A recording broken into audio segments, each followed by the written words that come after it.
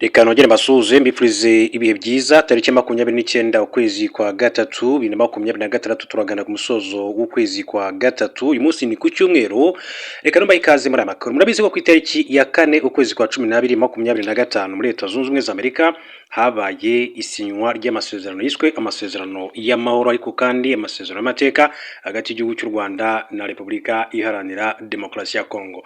Perezida Paul Kagame yaritabiriye amasezerano, Perezida Felix Tshisekedi yaritabiriye amasezerano, Jessica Arupo ni Vice Perezida w'igihugu cya Uganda, ndetse kandi witwa Dr William Ruto ni Perezida w'igihugu cya Kenya nawe yaritabiriye amasezerano. Evariste Ndayishimiye Burundi yaritabiriye, hanyuma kandi uwitwa Joao Lourenço ni Perezida w'igihugu cya Angola nawe yaritabiriye amasezerano yari yabereye i Washington DC, aza gushyirwa mu mukono na Perezida Paul Kagame na Felix Tshisekedi ndetse na Perezida Donald Trump. Hanyuma rero ni inkuru nziza kugeza magingo ngaya, kuva icyo gihe ntabwo aya masezerano yagiye ashyirwa mu bikorwa, ndetse imirwano ishobora gufata indi ntera mu burasirazuba bwa Repubulika Demokarasi ya Kongo hagati ya M23 ndetse na FARDC na coalition muri rusange, ingabo z'u Burundi, FDLR ni umutwe usanzwe urwanya ubutegetsi bw'igihugu cy'u Rwanda, ndetse na FDNB ingabo z'igihugu cy'u Burundi, bose bari ku ruhande rwa FARDC ni igisirikare cya Repubulika Demokarasi ya Kongo. Bivuga ko amasezerano y'ibanga akomeye cyane yashyizwe mu mukono hagati ya Perezida Evariste Ndayishimiye cyangwa se General Neva ndetse na Perezida Felix Tshisekedi Tshilombo. Iyi ni inkuru rero ivuga yuko Amerika kandi ibukije ko Repubulika Demokarasi ya Kongo igomba gusenya FDLR ari ingenzi ngo ibane neza n'u Rwanda. Mu kanya gato hari amakuru amaze gushyirwa ahagaragara n'ibiro bya Perezida wa Leta Zunze Ubumwe za Amerika, akaba ari White House. Navuga ngo ni inkuru ishimishije cyane ku gihugu cy'u Rwanda. Mbere gato yuko tugaruka kuri iyi nkuru, reka mbanze mbahe inshamake y'amakuru y'ingenzi agezweho, hanyuma tubone kugaruka kuri iyi nkuru yacu.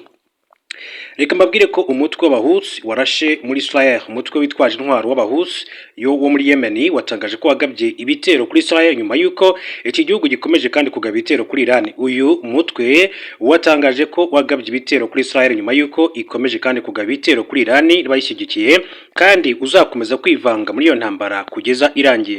Abahusi ni umutwe w'abanyapolitike b'Abashia ufite igisirikare gikorera muri Yemen, umaze igihe mu ntambara ya gisivili muri icyo gihugu urwana n'ihuriro ry'imitwe ishyigikiwe na Arabia Saudite. Ni wahemye kandi kugaragaza ko ushyigikiye abanyapalestine, ndetse inshuro nyinshi wateguye imyigaragambyo muri Yemen yo kwamagana ibitero Israel igaba muri Gaza. Izi nyeshyamba bivuga ko ziterwa inkunga na leta ya Iran, zatangaje ko zitazahwema gushimuta ubwato bwose zizabona ufitanye isano na Israel kugeza igihe icyo gihugu kizahagarikira intambara cyagabye ku mutwe wa Hamas muri Gaza. Intambara Israel ihanganyemo na Iran yatangiye ku 28 Gashyantare 2026, imaze kugwamo abarenga 3200 barimo abasivili bagera ku 1400. Duhindure ingingo gato ya duce muri Nepal. Mabwire ko Minisitiri w'Intebe yafunze uwo yasimbuye nyuma y'umunsi umwe ku butegetsi. KP Sharma Oli wahoze ari Minisitiri w'Intebe wa Nepal yatawe muri yombi akurikiranyweho gukoresha ingufu z'umurengera mu guhosha imyigaragambyo yabaye umwaka ushize igahitana abantu benshi. Yatawe muri yombi mu gitondo cyo kuri uwa 28 Werurwe 2026, no vuga ku munsi w'ejo hashize asanzwe iwe mu rugo. Nyuma yahise ajyanwa kwa muganga mu murwa makuru i Kathmandu kugira ngo akorerwe isuzuma ry'ubuzima nk'uko biteganywa n'amategeko kuri buri utawe muri yombi muri icyo gihugu cya Nepal. Ibitaro byakiriye Oli byatangaje ko agitegerejwe ibisubizo by'ibizamini by'ubuzima bwe, cyane ko afite imyaka 74 kandi akaba yarigeze no gusimburizwa impyiko inshuro zigera kuri 2. Ibyo byabaye nyuma yuko ku itariki 27 Werurwe 2026 habaye umuhango wo kurahira kwa Minisitiri w'Intebe witwa Barendra Shah, wahoze ari umwe mu baraperi bakomeye cyane muri icyo gihugu kwamamaye ku izina rya Baren.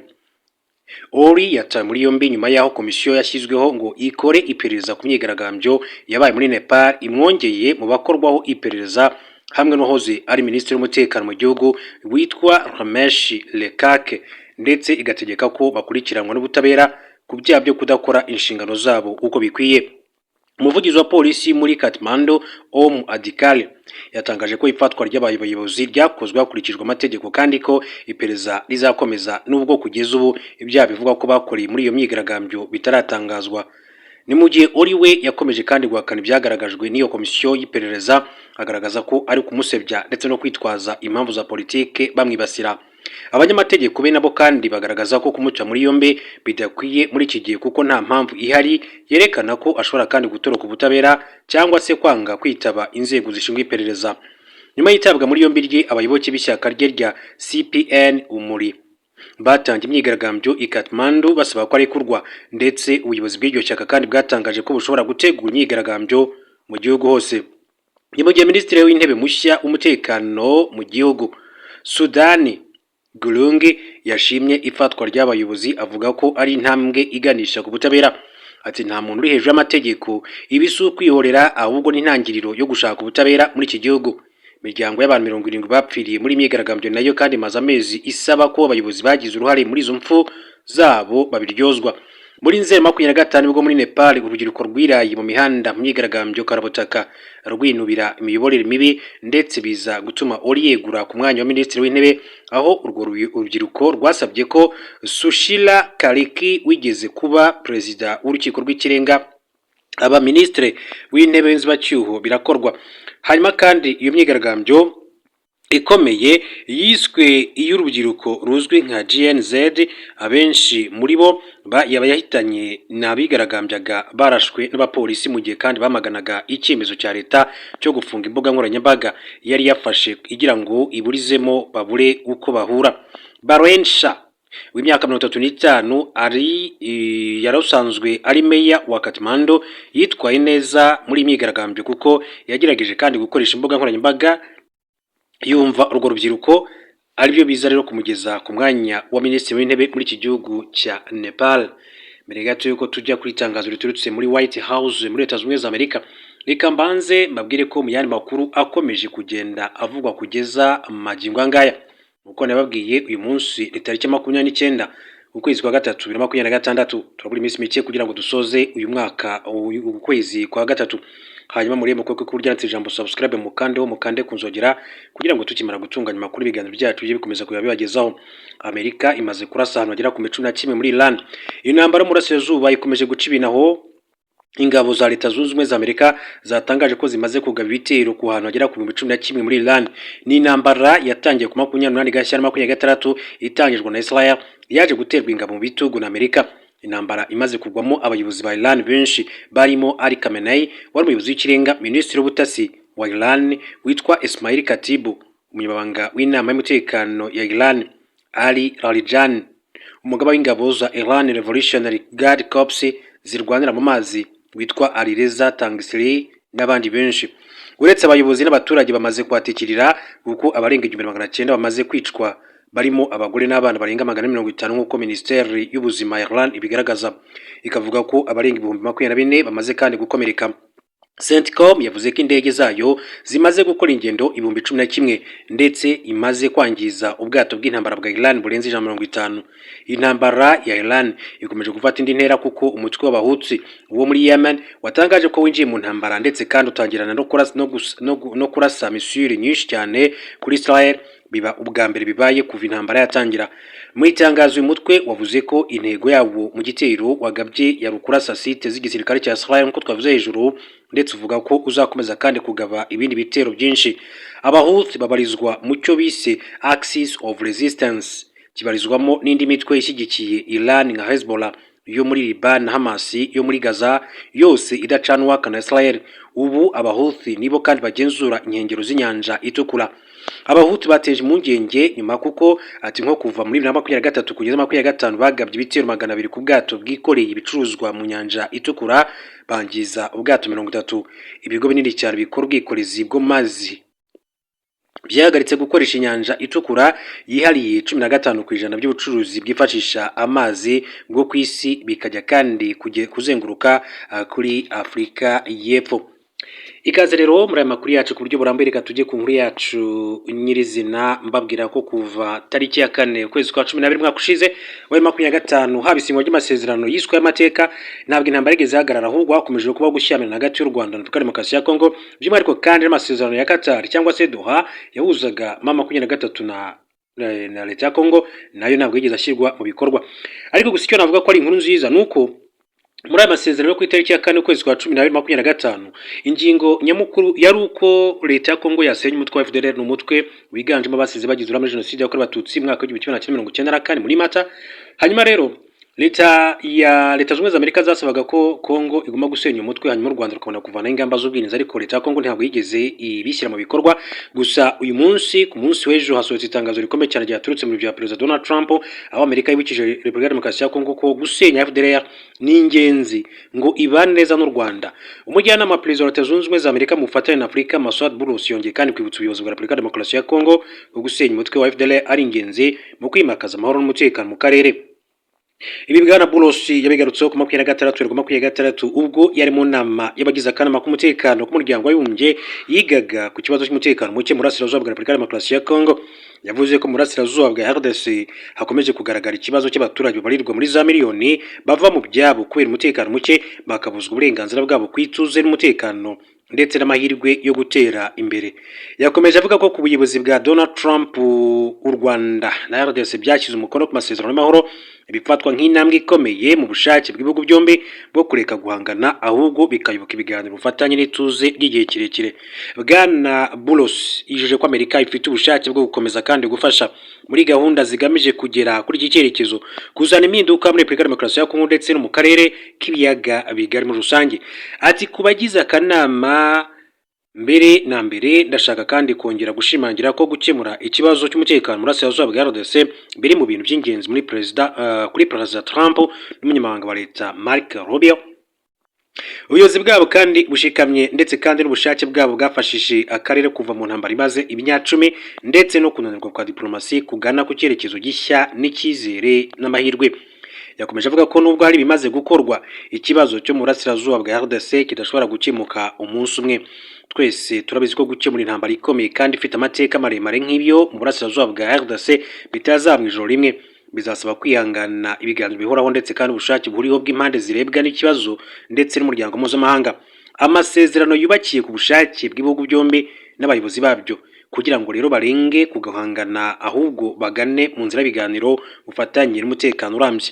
Uretse amasezerano ya Washington kandi Masud Boulos yibukije ko hari ibiganiro bya Doha byuzuzanya.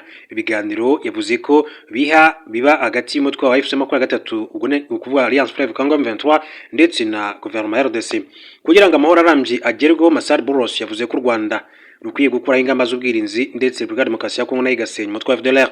Ati mu gihe ibi bizaba biba, guverinoma ya RDC nayo yiyemeje gusenya byihuse umutwe wa FDLR nibura mu bice igenzura. Izi ntambwe ni ingenzi mu gukemura impungenge z'umutekano zabaye intandaro yo kutizerana n'umutekano muke mu karere.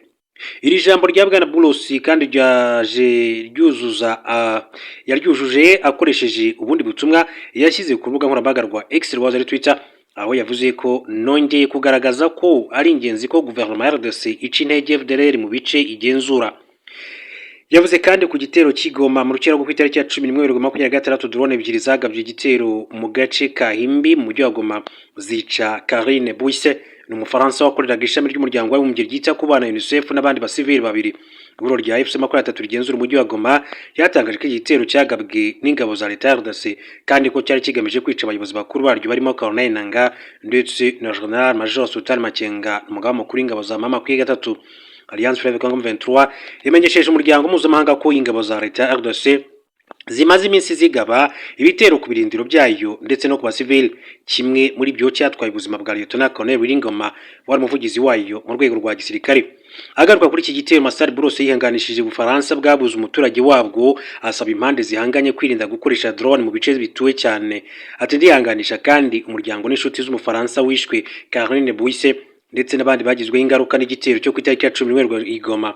Turasaba impande zose bireba mu kugenzura ko abarwanyi bose bafite intwaro barimo ibigo byigenga bitanga serivisi zo gucunga umutekano mu guhagarika ibitero bya drone ndetse no gukura abarwanyi mu bice by'imijyi bituwe cyane, babashatse kuvuga za Goma ndetse na za Bukavu.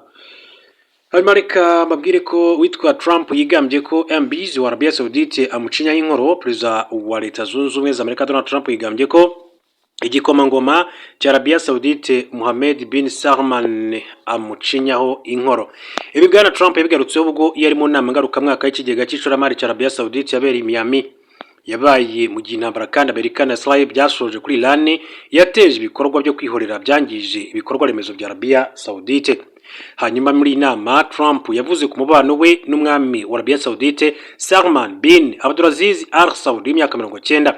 Ati nkunda umwami wa Arabia Saudite ni umugabo utangaje, ubwo nari ndiyo twahuje urugwiro. Yakomeje avuga ko uburyo rimwe yamufashe akaboko kugira ngo ahaguruke bambwiye ko aribwo bwa mbere yari afashe akaboko kundi muntu. Natekereje ko anyishimiye kandi koko yaranyishimiye, n'ubu aracyankunda. Ni umugabo mwiza wo gwintashyo, ni umugabo mwiza wabyaye umuhungu mwiza.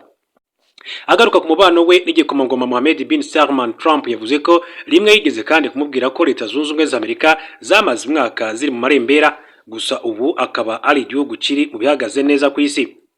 Ati ntiyatekerezaga ko ibi bizaba, ntiyatekerezaga ko azaba ari kunshinyaho inkoro, yumvaga ko nzava ndi perezida wa Amerika nk'abandi basanzwe nk'umuswa wari ugiye kuroha igihugu, gusa ubu agomba kandi kunyitwaraho neza. Hashize iminsi kandi bwana Trump atangaje ko igikomangoma Mohammed bin Salman yamuteye ingabo mu bitogo mu bitera Amerika yagabye kuri Iran. Hanyuma n'indwanyi cyane kandi ari ku ruhande rwacu. Ikinyamakuru The New York Times yerutse kandi kwandika ko Mohammed bin Salman ubwe yasabye perezida Trump gukomeza kandi intambara Amerika na Israel byasoje kuri Iran, kandi ko ibi bizaba ari uguhindura amateka burasirazuba bwa hagati. Iyi nkuru yakomezaga ivuga ko igikomangoma gishyigikiye guhindura ubutegetsi bwa Iran nk'umuti wo kurandura burundu guverinoma badacana uwaka, no kuvuga guverinoma ya Kiislamu mu gihugu cya Iran.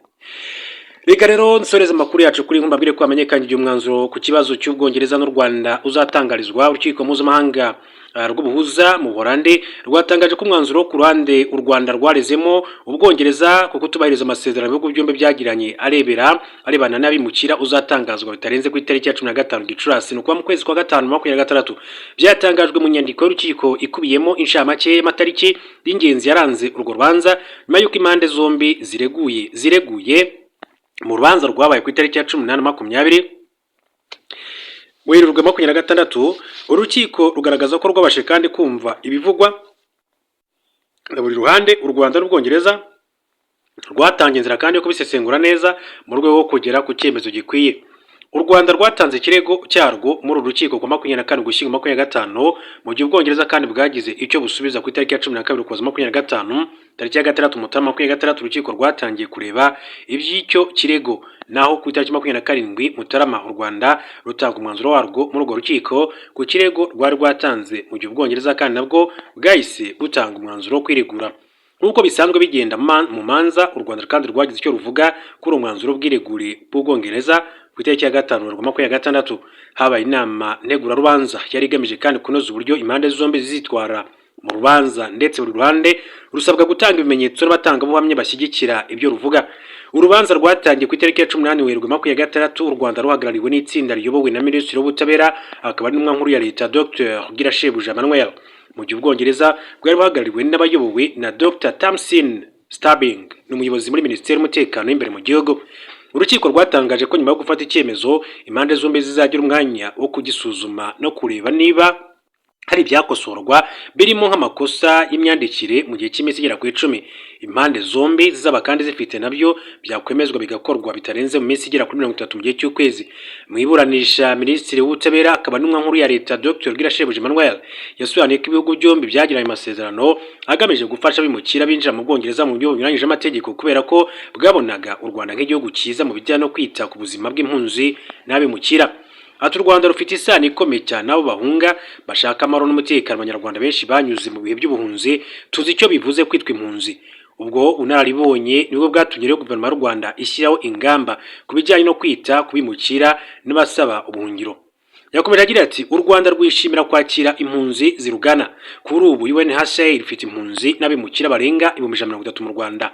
Rufite umuco mwiza wo kwakira impunzi n'abimukira baturutse hirya no hino, barimo n'abaturage baturuka mu bihugu by'ibituranyi nka Repubulika ya Demokarasi ya Kongo, Uburundi ruheruka kwakira abo muri Libya kandi baturutse muri Afghanistan. Yerekanye ko mu kwezi gushize u Rwanda ruheruka kandi kwakira abimukira 134 baturutse muri Libya, kandi ko igihugu cyafashije abarimo abanyeshuri b'abakobwa bo muri Afghanistan batotezwaga, abanyeshuri muri Sudani biga ubuvuzi batabashaga gukomeza kwiga kubera intambara, kandi rwiteguye gukomeza kwakira neza abarugana. yasobanuye imiterere y'ikibazo n'impamvu yatumye u Rwanda kandi rwibatabaza mu rukiko byaturutse ku kuba Ubwongereza kandi bwarahisemo guhagarika nkana amasezerano ibihugu byombi byagiranye rutamenyeshejwe cyangwa ngo rugishwe inama haganirwa ku ngingo z'ingenzi zari zigize ayo masezerano. U Rwanda rusanga kuba ari Ubwongereza bwarahisemo guhagarika amasezerano bwari bukwiriye kandi kubahiriza ibiteganywa n'amategeko bijyanye n'inshingano za buri ruhande. Rwashimangiye ko bishobora kandi ko Ubwongereza bwifuzaga guhagarika amasezerano ariko byagombaga kuba byiza impande zombi zibiganiriye nk'uko zari zibiyemeje kugirana amasezerano y'ubufatanye. Hagatonga Dr Rwirashebeje Emmanuel yavuze ko u Rwanda kandi rubabajwe nuko byabaye ngombwa ko hitabazwa urukiko rw'ubuhuza. Yakomeje agaragaza ko gutsimbarara k'Ubwongereza aribyo byatumye u Rwanda rwisanga ntandi mahitamo rufite uretse guharanira uburenganzira bwarwo. Yavuze ko ibijyanye n'amafaranga Ubwongereza bwari kwishyura muri iyo gahunda atari zo nshingano zonyine bwari bufite, ahubwo ko hari n'izindi zirimo izikubiye mu ngingo ya 19 y'amasezerano aho bwari gufasha kubona aho kuba impunzi ziri mu Rwanda zibabaye kurusha izindi. Ubwongereza buvuga ko nyuma y'amatora rusange yo muri Nyakanga 2024 guverinoma nshya iyobowe na Keir Starmer ishingiye ku byo yari yarasezeranyije muri manifesto yayo yafashe icyemezo cyo kudakomeza gahunda yo kohereza abimukira mu Rwanda, inamenyesha u Rwanda mugambi wo gusesa ayo masezerano. U Rwanda rusaba iki rero? U Rwanda ruvuga ko mu nyandiko zo muri Kamena 2024 Ubwongereza bwemeye gutanga miliyoni 50 z'amapaundi muri Mata 2025 n'izindi miliyoni 50 z'amapaundi muri Mata 2026 binyuze mu kigega cyiswe Economic Transformation and Integration Fund ETIF.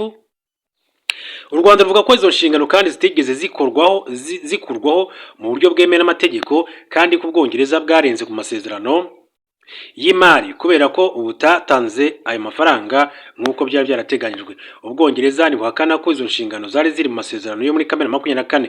Icyakora icyo bwisobanuraho ni uko mu Gushyingo 2024 nyuma y'ibiganiro byabayeho hagati y'impande zombi bumvikanye ku ivugururwa ry'amasezerano rifite agaciro k'amategeko, aho u Rwanda kandi rwemeye kureka kwishyurwa ayo mafaranga ya ETIF yagombaga gutangwa muri Mata 2025 no muri Mata 2026. Hashingiye kuri ibyo Ubwongereza buvuga ko nta mafaranga yari asigaye agomba kwishyurwa u Rwanda.